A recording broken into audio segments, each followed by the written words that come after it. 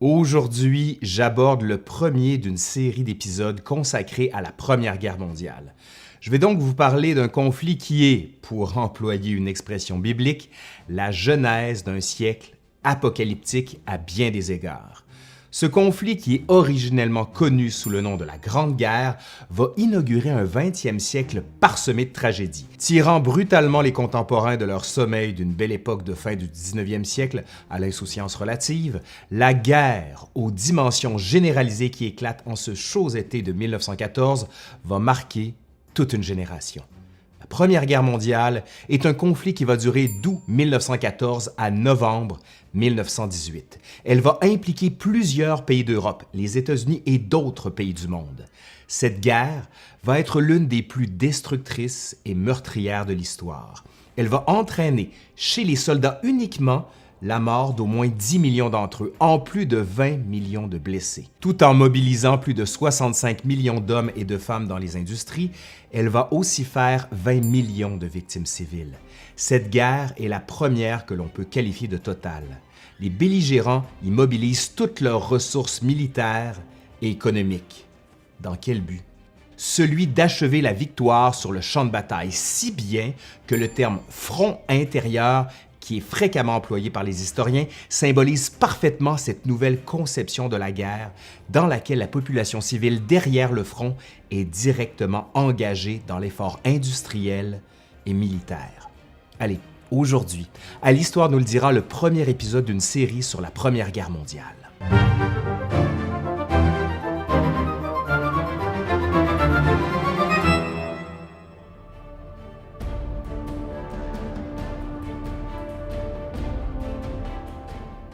Mais qui sont les principaux acteurs de ce conflit et quelles en sont les origines? Rappelons que cette guerre généralisée est la résultante de tensions politiques, économiques et coloniales entre les grandes puissances européennes. Autrement dit, cette guerre divise le monde en deux camps. D'un côté, nous avons les puissances centrales, dirigées par l'Empire allemand et qui comprennent l'Empire austro-hongrois, l'Empire ottoman et la Bulgarie. De l'autre, nous avons l'Entente ou les Alliés, avec notamment la France, la Grande-Bretagne, la Russie, l'Italie, les États-Unis et d'autres partenaires. Des conséquences de la guerre, quatre empires dont les dynasties règnent sur l'Europe depuis des siècles sont rayées de la carte. La guerre de 14-18 va marquer une rupture avec ce qu'on peut appeler l'ancien monde du 19e siècle et ses valeurs. Par ailleurs, le conflit va laisser de sérieuses et graves conséquences sur les événements à venir au 20e siècle. On pense par exemple aux régimes fascistes qui vont naître dans les années subséquentes et on va aussi assister à la montée de régimes communistes. La Grande Guerre va aussi permettre l'émancipation de nouveaux États qui sont pour la plupart issus d'anciens empires. Par exemple, la Pologne, la Yougoslavie, la Tchécoslovaquie et les États baltes. Et croyez-le ou non, des conflits bien connus du 20e siècle, tels la Seconde Guerre mondiale, la guerre froide, le conflit israélo-palestinien, pour ne citer que ces exemples, tirent leur origine des événements dont la trame se déroule entre 1914 et 1918.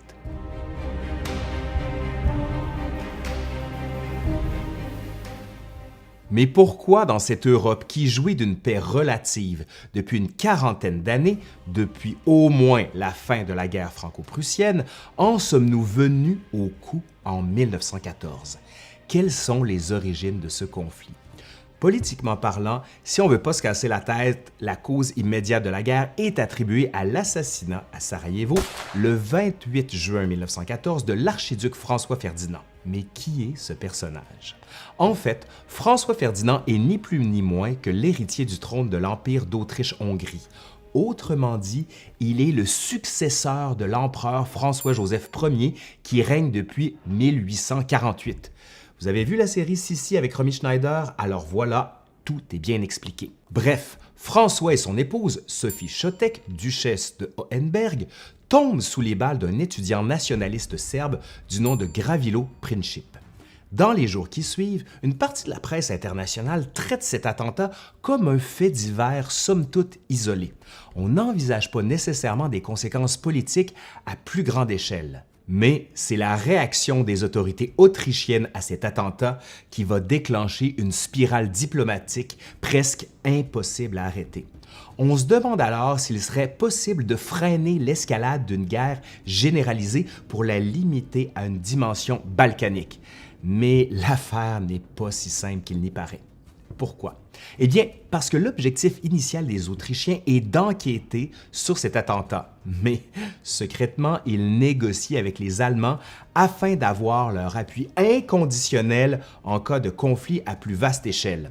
Le gouvernement autrichien envoie également un ultimatum à la Serbie, l'obligeant, entre autres, à autoriser l'entrée sur son territoire d'enquêteurs habsbourgeois dans le but de trouver les coupables. Sans trop de surprise, le royaume de Serbie refuse de se plier à cet ultimatum, dans ce qui apparaît comme une évidente violation de sa souveraineté. Cependant, devant la crise qui prend de l'ampleur, la réponse du Kaiser allemand Guillaume II consiste à donner son approbation à Vienne dans ses démarches de guerre, au risque de voir la Russie s'en mêler, car la Russie est en ce moment une alliée de la Serbie. Pour plusieurs historiens, ce geste confirme à lui seul la responsabilité allemande dans le déclenchement puis la généralisation du conflit.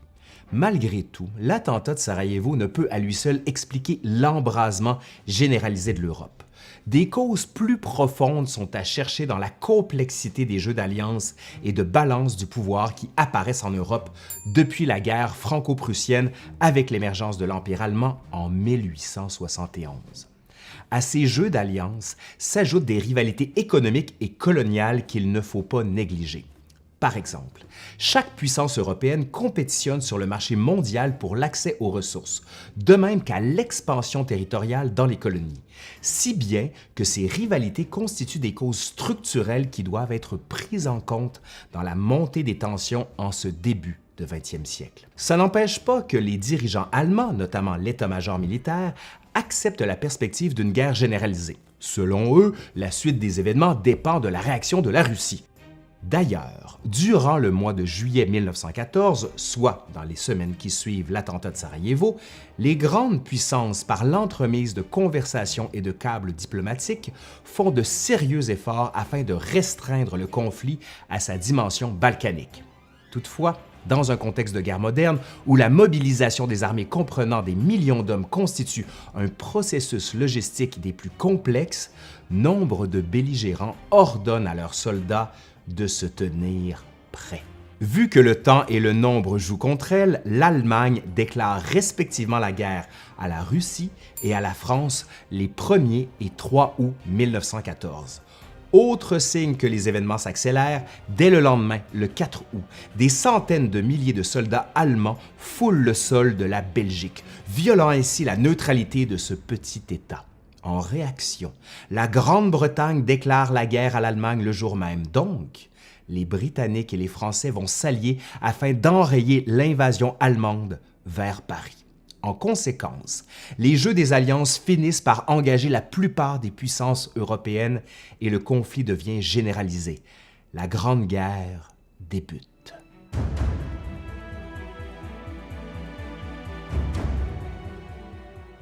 Mais une question étrange peut se poser, une question qui me vient à l'esprit et qui me tracasse. La guerre, normalement, c'est triste, c'est terrible, non?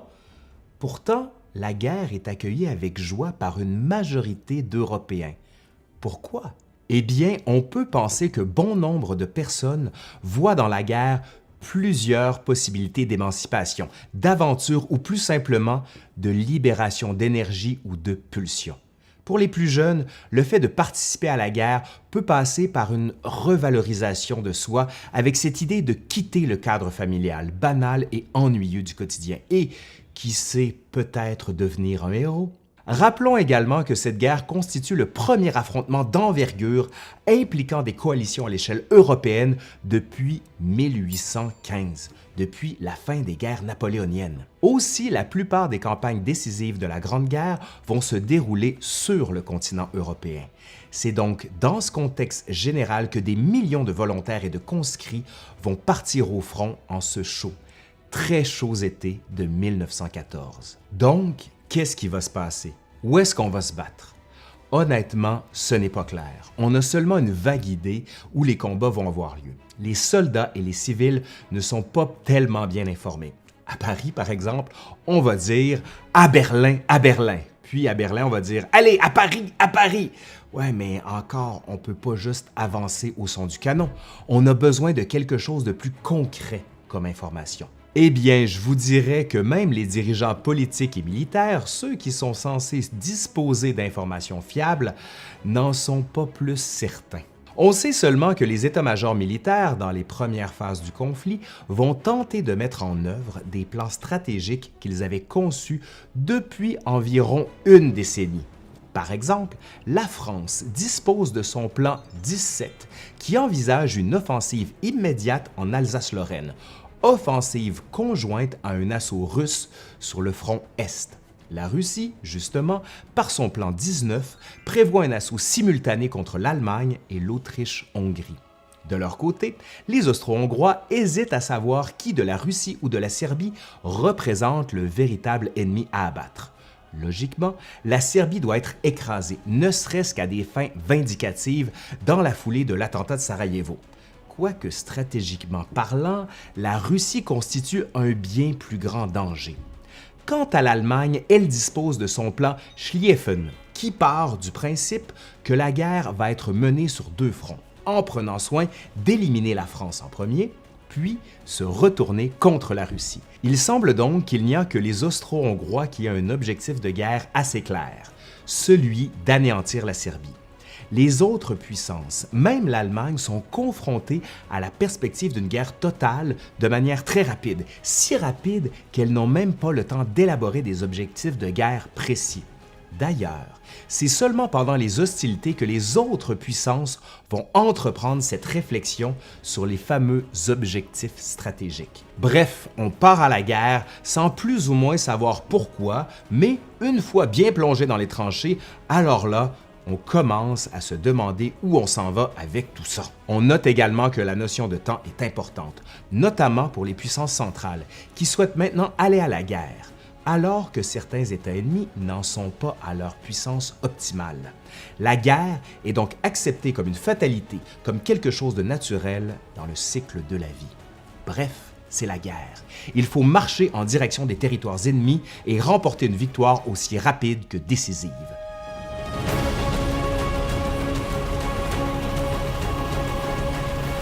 D'emblée, disons qu'une phase majeure des hostilités débute en août 1914 par l'invasion allemande de la Belgique et de la France.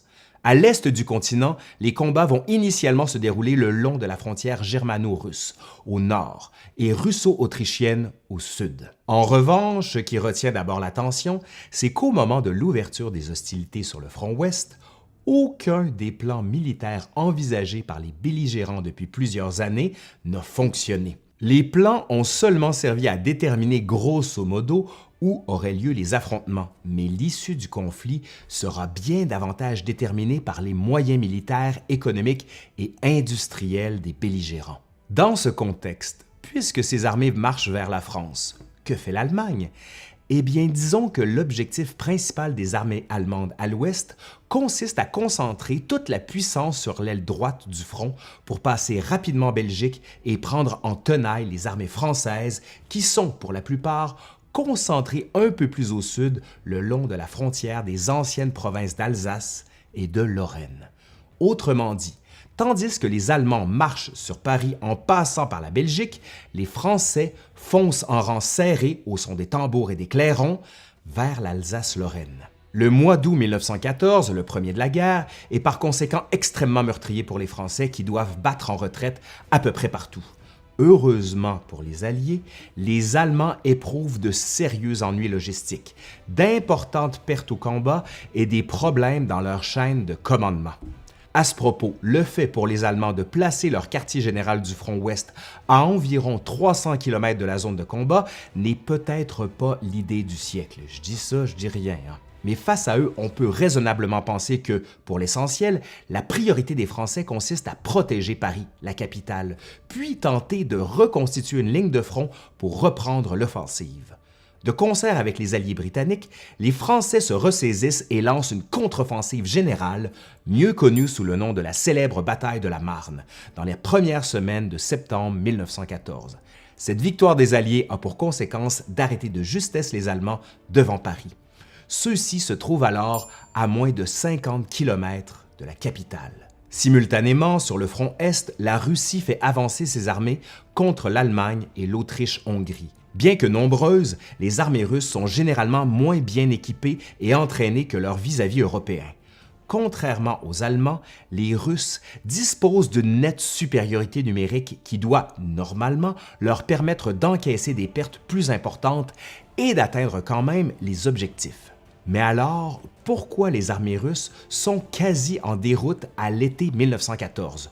Tout simplement en raison de l'incompétence généralisée de l'état-major militaire. Par exemple, deux généraux russes haut placés, Rennekempf et Samsonov, dont les armées sont voisines, refusent carrément de s'adresser la parole. Le résultat, les Russes subissent une terrible défaite à la bataille de Tannenberg fin août 1914. Bref, du côté travail d'équipe et coopération, on repassera.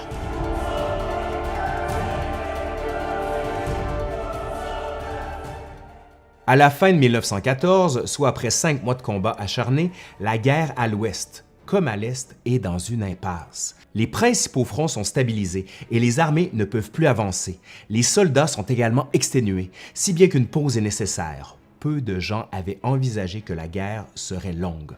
On pensait qu'elle allait durer environ 6 semaines et, dans le pire des cas, que tout serait terminé pour Noël.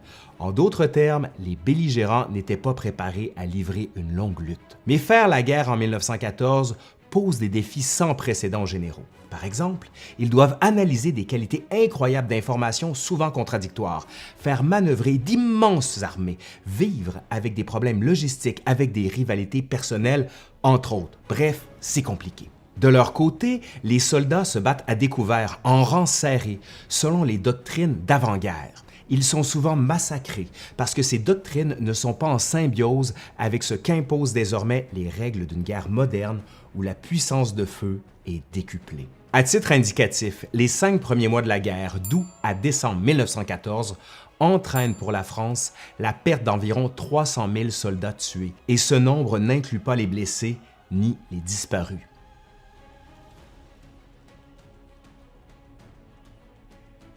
On retient donc que la fin de 1914 marque l'échec des plans stratégiques des belligérants.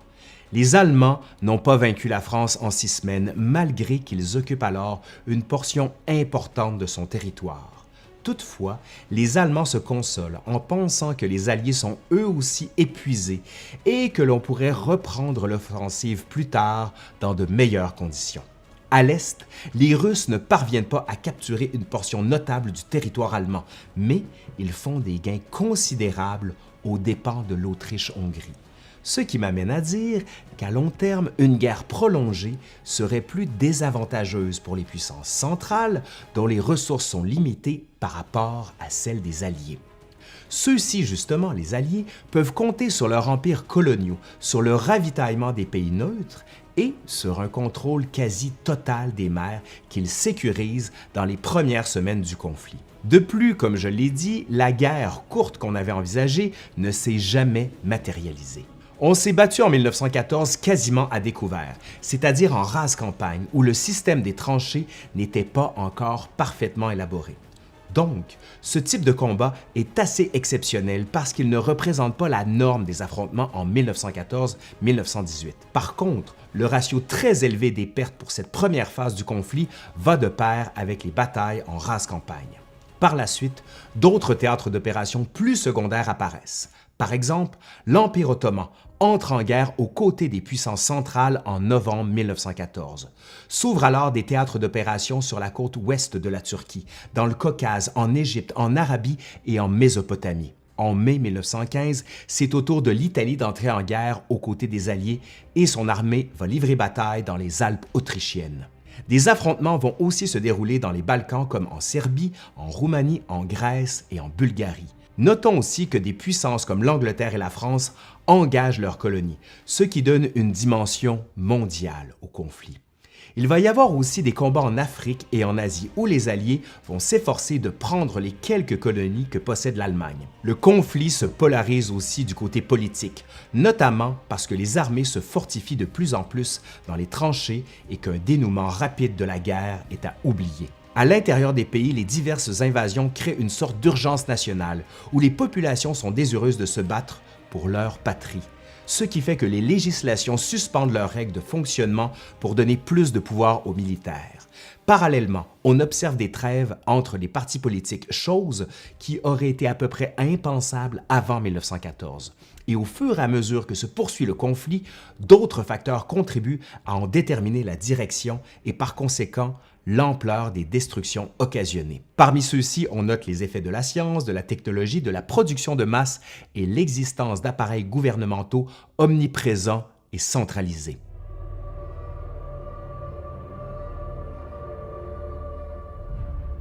Outre les opérations militaires, cette guerre amène à nous interroger également sur l'équipement et l'armement des soldats. Par exemple, en 1914, l'arme principale de l'infanterie est la carabine à culasse.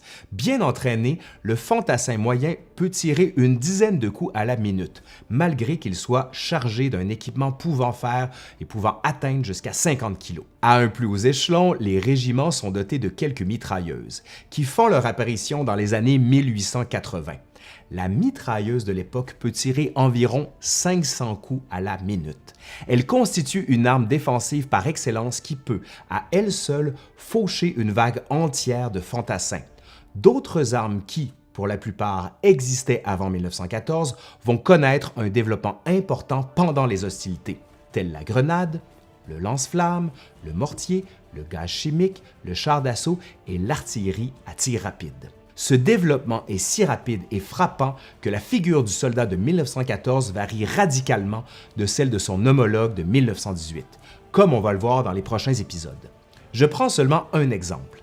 En 1914, environ 80% des soldats d'un régiment d'infanterie sont armés d'une carabine. En 1918, ce ratio tombe à environ 40%, car les combattants vont être équipés d'un armement beaucoup plus varié et surtout bien plus meurtrier. L'importance de développer de nouvelles armes réside dans le fait que l'infanterie est coincée dans les tranchées et qu'il faut s'assurer d'une puissance de feu écrasante et constante contre les défenses de l'ennemi.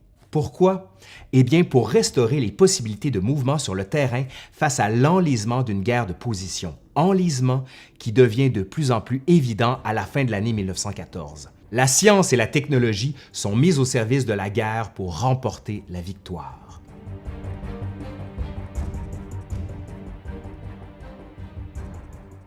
On note également que sur les mers, des combats navals ont lieu dans certaines parties du monde où les marines britanniques et allemandes s'affrontent. La guerre sur mer a surtout une importance économique. La principale préoccupation des belligérants consiste à garder ouvertes les voies maritimes. Dans quel but? Celui d'assurer un approvisionnement régulier en matières premières, en matériel de guerre et pour le transport des troupes. C'est pour ça que, dès le début du conflit, l'Angleterre pratique sur les côtes allemandes un blocus naval pour littéralement suffoquer son économie. La même année, l'Allemagne répond par la guerre sous-marine contre les navires marchands de ses ennemis. L'Allemagne va toutefois user avec parcimonie de la guerre sous-marine en 1914, notamment à cause de la mauvaise presse que son usage provoque, surtout lorsque des navires battant pavillon neutre sont coulés. D'autre part, la guerre de 14-18 est le premier conflit d'ampleur où l'aviation joue un rôle. Elle est initialement employée à des fins de reconnaissance des positions ennemies, notamment pour aider l'artillerie au sol à ajuster son tir et à faire de l'observation côtière. Des ballons stationnaires sont aussi utilisés en grand nombre pour observer les positions ennemies. Plus tard, l'aviation se perfectionne pour former des escadrilles de chasse, des escadrilles de bombardement et de lutte anti-sous-marine. Les avions peuvent transporter des mitrailleuses et des bombes pour appuyer l'infanterie au sol. Et bien que toutes les armes mentionnées existent avant 1914, il n'en demeure pas moins que les belligérants ne sont pas adéquatement préparés lorsque débutent les hostilités. Par exemple, dans l'optique d'une guerre courte, les réserves en munitions d'artillerie sont prévues pour environ 6 mois. Or, celles-ci sont déjà épuisées aux 3/4 après seulement 1 mois d'affrontement. C'est donc dire qu'on n'est pas vraiment préparé à mener une guerre sur le long terme. Comme on a vu, les premiers combats de la Grande Guerre sont en effet bien modernes par le nombre de soldats qui sont tués en si peu de temps, mais les batailles semblent s'être déroulées avec des conceptions et des mentalités stratégiques du 19e siècle.